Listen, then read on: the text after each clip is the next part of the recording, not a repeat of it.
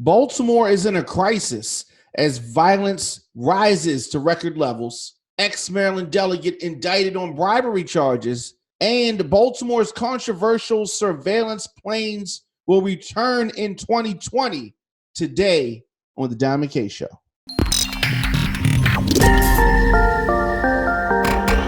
Episode 382. Welcome back to Radio on Fire, live on RFN TV. My name is Diamond K. Thank you for joining me. And two shooters opened fire on an unsuspecting crowd outside of a hookah lounge in downtown Baltimore over the weekend. The gunman wounded 7 people, including 3 teenagers. Police have not found a motive for the attack. Unidentified suspects, one armed with a rifle, the other with a handgun, began shooting just before 2 a.m. early Sunday morning.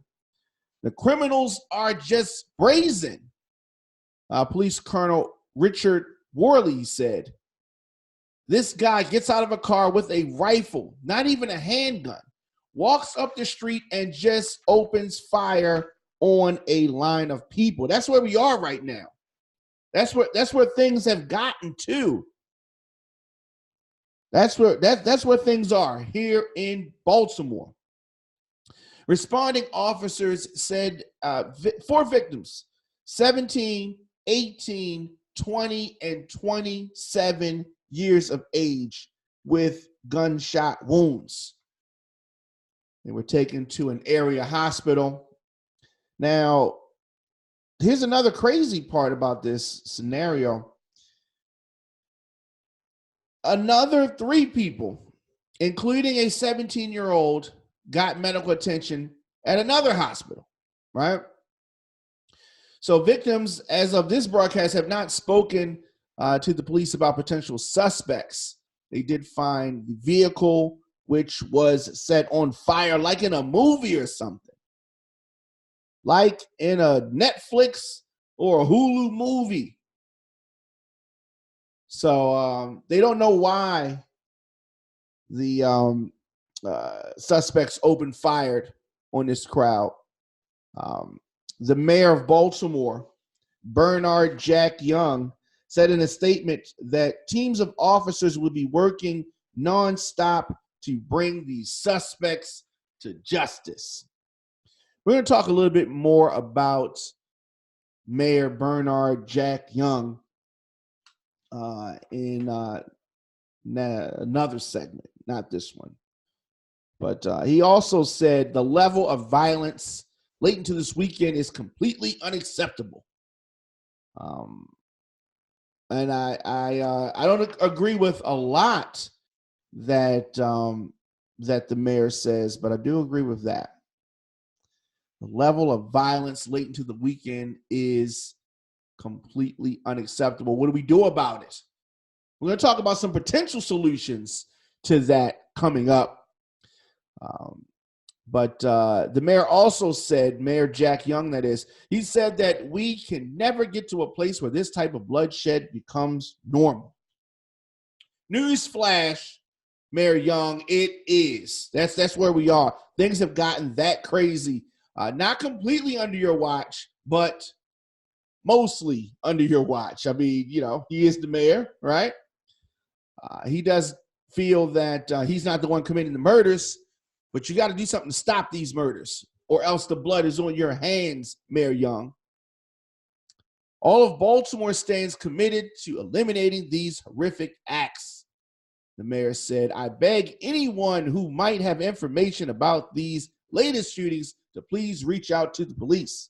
Did I mention that this is an election year? This is an election year. We're going to take a quick break. You're listening to the Diamond K Show on Radio on Fire on RFN TV. Stay tuned. I'll be back after this.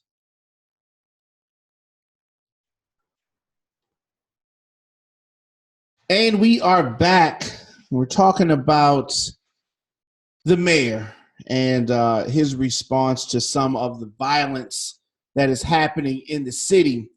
Mayor Young, and we're talking about, of course, he also said we must work together to end senseless shootings in our city. I'm also asking all of Baltimore to continue to pray for the victims and their friends and their families. That's what he said. And of course, I have to remind people that the mayor does not normally take responsibility for any violence that happens in the city. But the city also saw 2 fatal shootings on Saturday. One of the victims was a young woman who was shot inside of her beauty salon. Baltimore is experiencing one of its most violent years on record.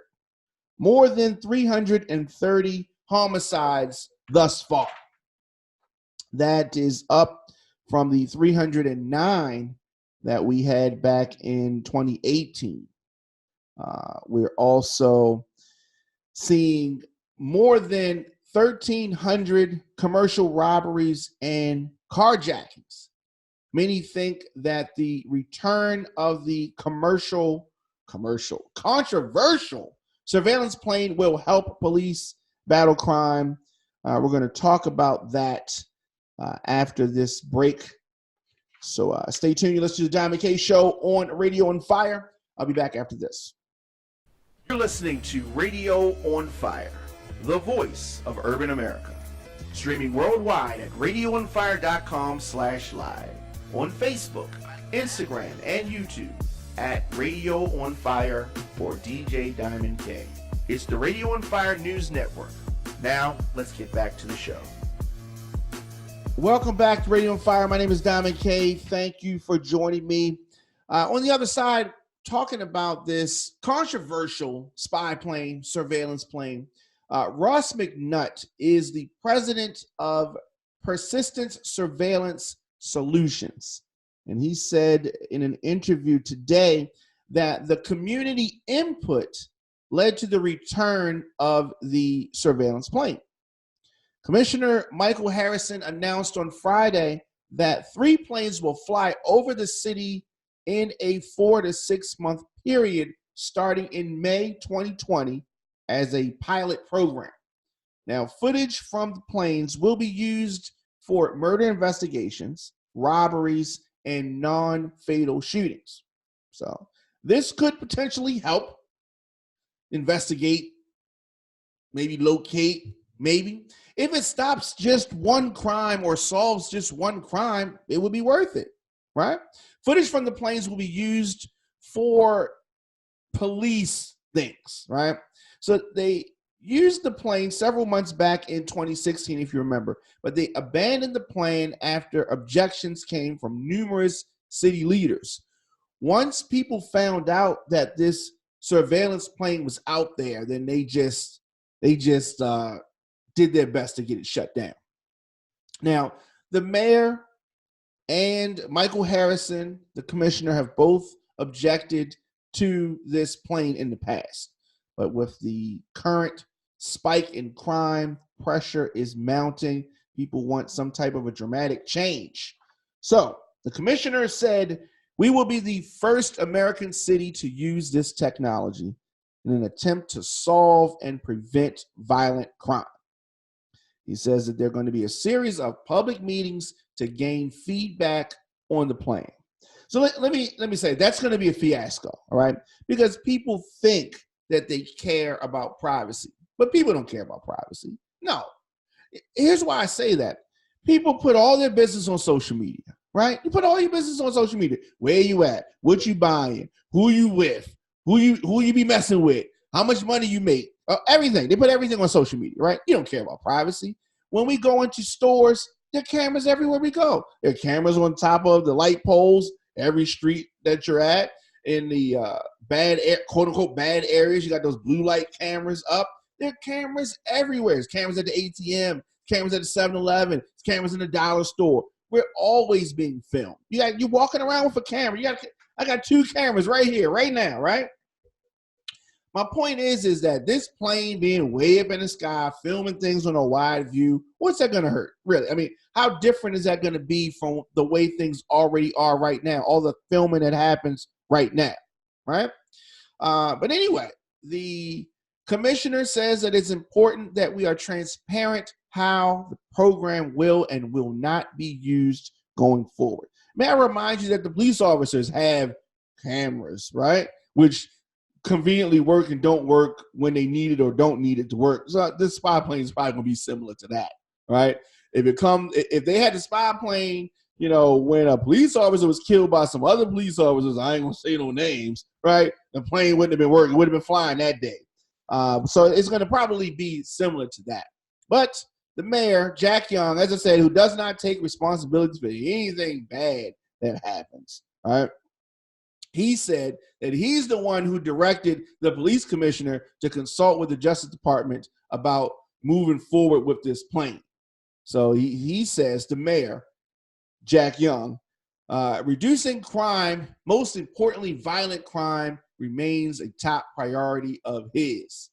I have so many issues with the mayor because the mayor, Jack Young, represents everything that outsiders think about the city. To me, right? He doesn't want to take responsibility. As the mayor, as the highest elected office in this city, the fact that he got on he got on TV. It wasn't national TV. He got on local TV and said, I ain't the one committing the murders. You act like I'm the one. He doesn't take responsibility for anything, right? But this spy plane is coming. He thinks that's going to work in his favor. Maybe it will. Maybe it won't. All right. He doesn't go to town hall meetings. Why? Because he does not want to take responsibility. People are going to be in his face. You did this. You said this. That kind of stuff. And he doesn't want that because the mayor, I don't think that the mayor is really a public person. I don't think that he is comfortable being scrutinized like that. Then he should not be in politics. Shouldn't be the mayor. Maybe you could hide in the city council as the president like he's done or hide in city council in his district. Ironically, this district was a district that was Jack Young's, where we are broadcasting from now. But anyway, the plane has become an issue in the 2020 mayoral election campaign, not the election, the campaign, right? So candidates through Vignaraja, T.J. Smith, Sheila Dixon all support the use of the plane. So Vignaraja said this: I can't object to Jack finally doing what we've been supporting for a year. He said, I can object that it's taken a year. I can object that it's going to take 6 more months to get the program in the air. See, I did that in the air. I can object that hundreds have been killed during this period of indecision. And I can object that this change of heart appears driven by polling and politics in anticipation of an election rather than by what's best to protect the people of Baltimore. I have to agree with that. I think that the timing of Jack Young's urging of the police commissioner to adopt the planes is very conspicuous. It's very conspicuous. Governor Larry Hogan, who I've been critical of, has urged the city to use the plane. The governor recently directed Maryland State Police helicopter crews to conduct tactical flights over the city. And you have seen them. You've been seeing helicopters, and you're like, helicopters. Yes, that came from Governor Hogan's, direction. Okay. He said that the administration, talking about Larry Hogan's administration, will continue to work with the city leaders. He ain't work with no city leaders, but whatever. Continue to work with city leaders to use every tool and resource at our disposal to bring violent criminals to justice. I don't know what that means because this just sounds like mumbo jumbo, right? That none of that happened, right? Every female mayor that we've had, the governor has thrown her under the bus. Now, some of the women maybe should have been thrown under the bus, but I'm just saying he definitely did not hesitate to throw them under the bus. If you remember, the first plane, as I said, used back in 2016. Why did that program stop? Because after it became public knowledge, people crapped all over that. So T.J. Smith, also running for mayor, former police spokesman, said in a statement on Friday that he is excited about the decision, but says that the city needs definitive leadership from City Hall. So he's running for mayor. So, I mean, you have to understand. But his statement is this: there have been 85 murders in the past 3 months. And this year alone, there have been over 1,000 robberies and carjackings. This decision feels like that fierce urgency of now that we all expect from leadership. It should have existed back in October, but the decision, I mean, he's going in. The decision paralysis in City Hall. Let me slow down, okay? He's using a lot of big words, right? The decision paralysis. I like that, right? He's saying the ability for them to make a decision, they're paralyzed. Like their brain doesn't work to make a decision. That's deep, right? Anyway, it has crippled us from thinking outside of the box and using technology that could help Baltimore become a safer city. I agree with that. And when I sat down with TJ Smith, we talked about this, and this is something that he's been consistent on. Now, not all the candidates for mayor of Baltimore, are in favor of the plane. City Council President Brandon Scott, another candidate for mayor, cited recent testimony by police indicating that the 2016 flights yielded no usable evidence. So let me say this.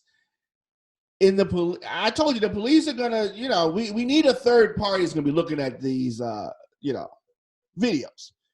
Because if the police said that it was nothing that was usable, police also say that the cameras don't work, little cameras on their shirts, right?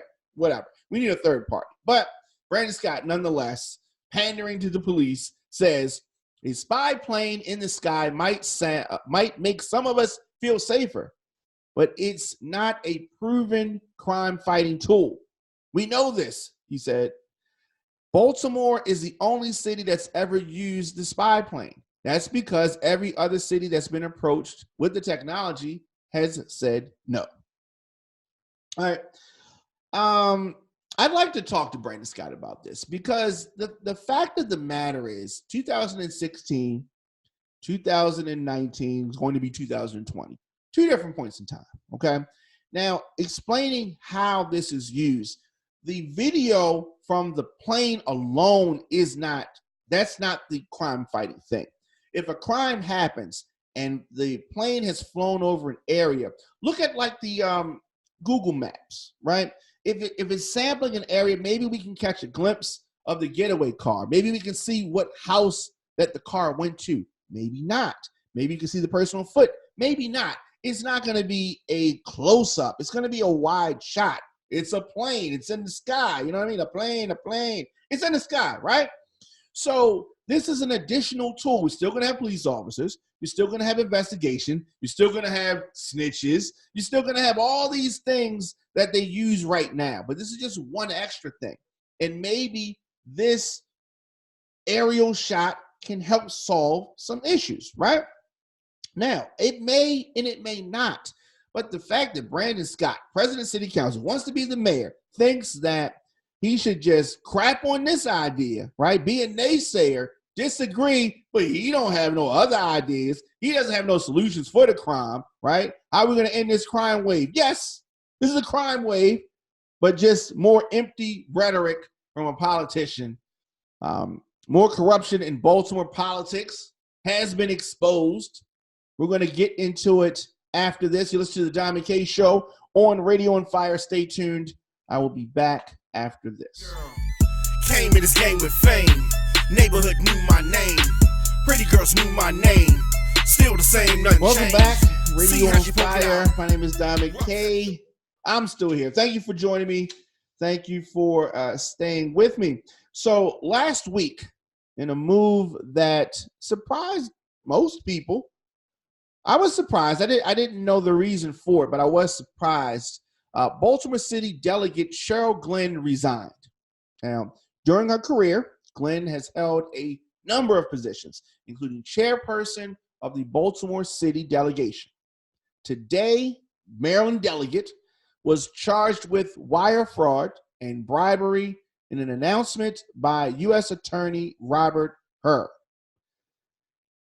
Glenn was or is accused of accepting over $33,000 in bribes in exchange for voting for a bill to increase medical marijuana grower licenses. Okay. She's also accused of promising to lead the effort to change the law in order to provide a preference for Maryland residencies to in-state medical marijuana applicants. Okay. Former Delegate Glenn was instrumental in the passage of the state's medical cannabis program. According to these allegations, that was done with corrupt intent. She was like, grease my palms, or somebody, I don't know. It doesn't look good. It does not look good. The Medical Marijuana Commission is named after her mother, for God's sake. Okay? She fought hard to pass the legislation back in 2018 to create more cannabis licenses to attract women and minorities to the industry. And maybe you didn't notice, but the industry is blowing up here, right?